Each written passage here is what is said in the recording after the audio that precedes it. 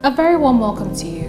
Many thanks for joining us on this week's edition of the program. We remain your one-stop shop for all the latest events, happenings, and exclusive interviews in the insurance industry. Trust your week has been great. My name is Maggie Osiwo. It's a pleasure to be here. These are certainly not the best of times for the insurance industry, as we lost some of our great minds recently. Chief Dr. Oladipo Bailey was a former Commissioner for Insurance and a past President and Chairman of Council of the Chartered Insurance Institute of Nigeria, CIIN. It was during his tenure that he took the bold step in 1991 to start the Professionals Forum, which today has become a mecca of some sorts to insurance professionals. Chief Bailey recently passed on. Sad, but what can we say? We pay special tribute to him on the program this week by bringing you an exclusive interview Faith had with him where they discussed sundry issues. Speaking during the interview then, Chief Bailey said that the insurance industry still has a long way to go in terms of professional membership. Do take a listen. How many members do we have in ICANN, including students?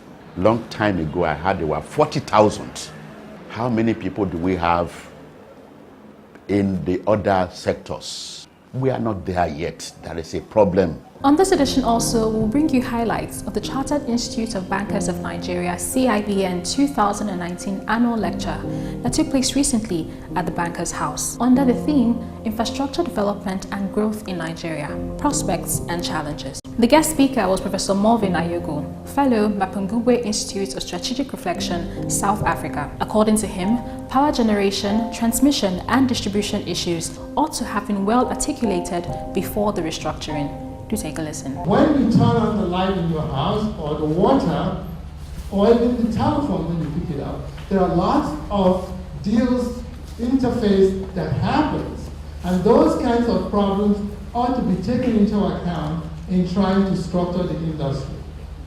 You look where you're going in the beginning before you even start the journey, otherwise it's going to fall apart. And there's enough evidence to show that the thinking in the industry, as Mr. Ali was saying, had not been sufficiently deliberate. Plus, of course, all the other extras we bring you each week on this program. So sit back, relax, and enjoy the lineup. Details in just a moment. Please stay with us.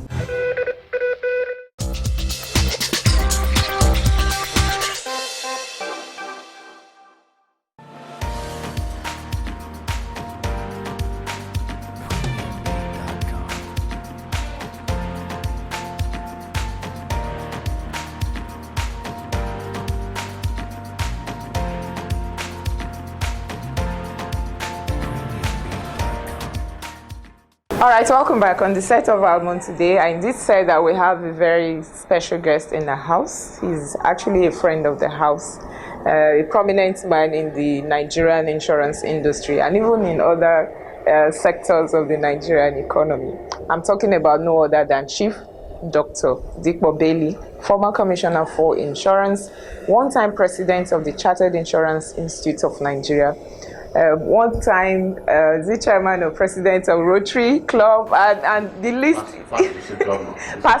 past district governor of Rotary International, and a whole lot of other things that you can say past, present. He's still sitting here. Chief Dr. Oladipo Bailey is my guest on the program today. Thank you so much, sir, for joining me. Thank you. You started the Professionals Forum in 1991 when you were president and chairman of council of the institute. I've always wondered before now that there were actually people before Chief Bailey when he was president of the institute.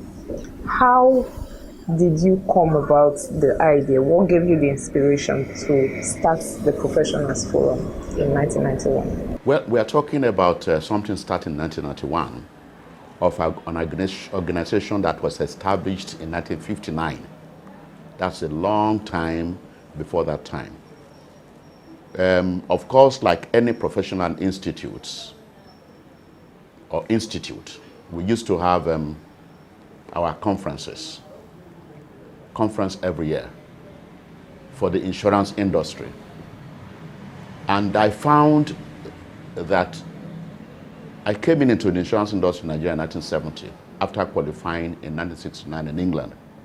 I found that different kinds of professionals attended our conference of the Insurance Institute. Okay. That's the education conference. Education conference. Okay.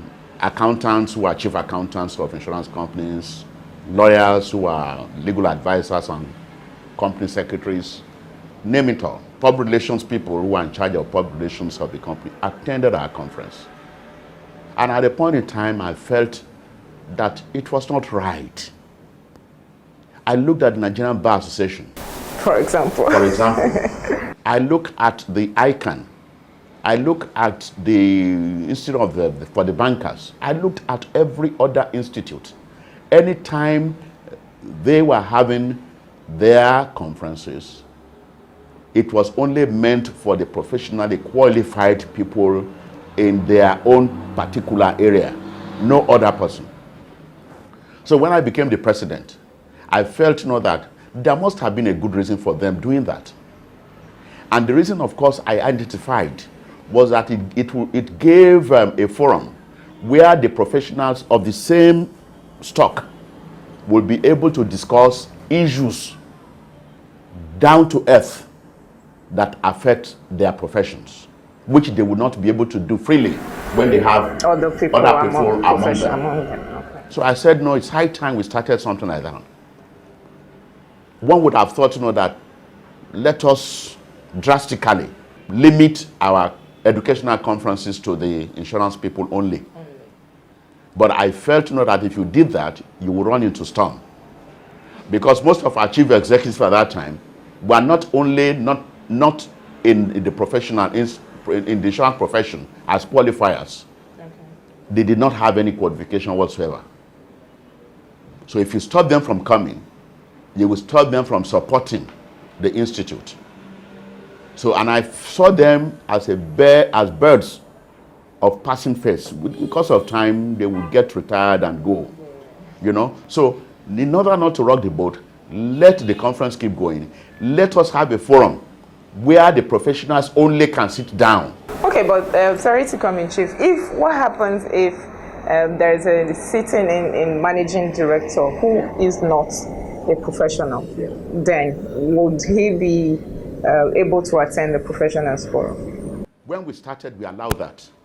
Like I said, that if you stop them, they could put the spanner in the wheel.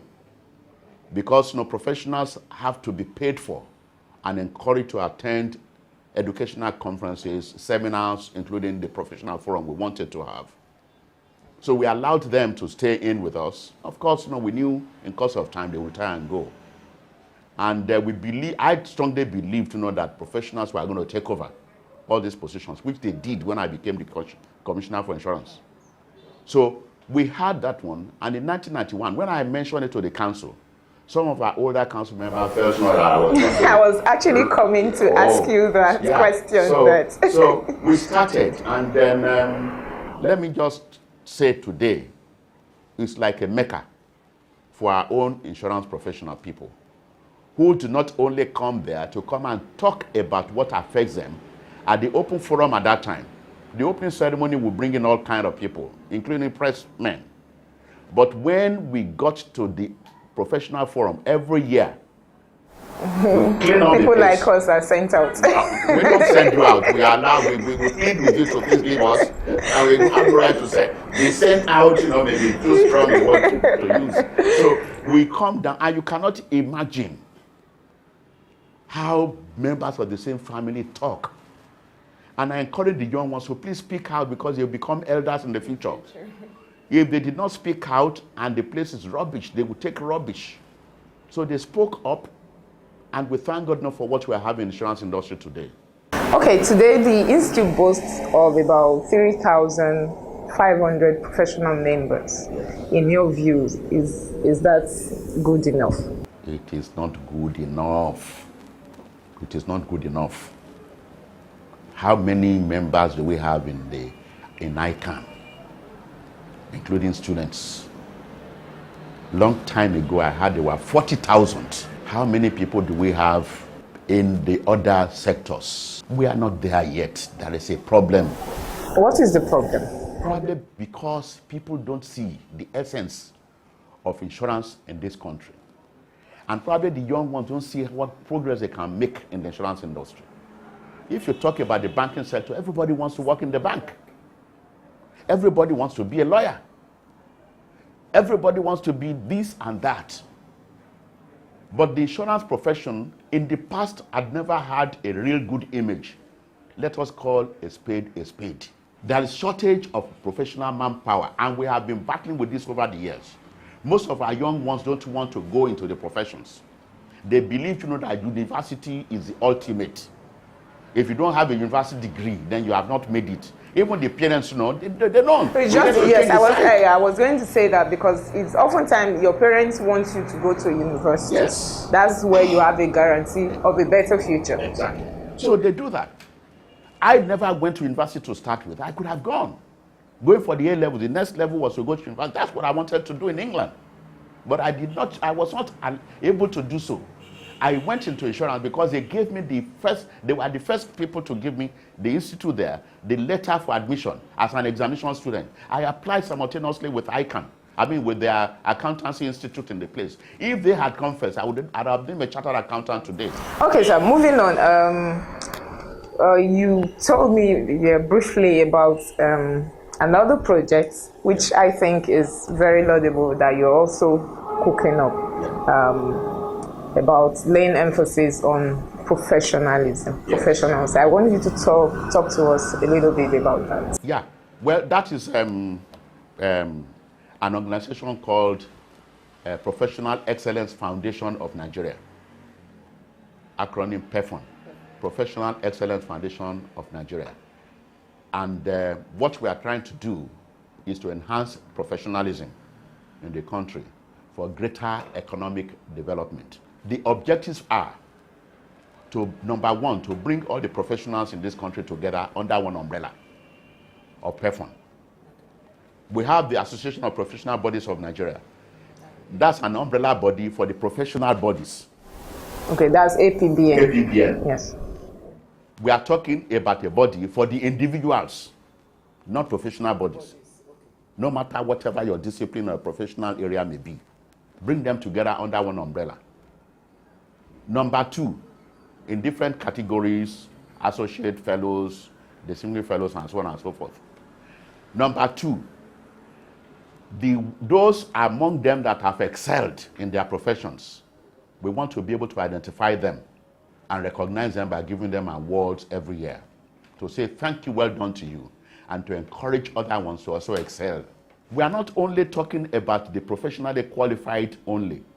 We are now under that number two, talking about those we refer to now as builders of professionals.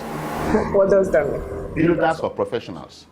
These are individuals among us who are, even though they are not professionals, have succeeded to run organizations into the level where they are now employing several numbers of professionals. Mega organizations here and there. They may not be professionals, they may be professionals, but they have set up mega organizations, blue chip organizations that are now employing professionals in different disciplines where the professionals are also excelling and they are built up for excellence. Without necessarily advertising, I want to talk about the Dangote group. I want to talk about the group of Michael Adenuga. I want to talk about Tudek Honeywell. I want to talk about so many in the east, in the north. They may not be professionally qualified, but if they had not have that ingenious brain and vision to set up such organizations, some of these professionals would never be in jobs. And they will never be able to showcase their professionalism for them to excel. So they build professionals, and we must recognize them and encourage those who have the money. So also those who have paid all the billions of naira to run and establish such companies in this country, so that we can employ professionals and take many people out of the employment market. Then number three is to raise the scholarship fund, a fund to give scholarship to the young ones to follow the professions. So many of them are so indigent. They are so brilliant. They don't have anybody to assist them to do whatever they want to do. And we have found so many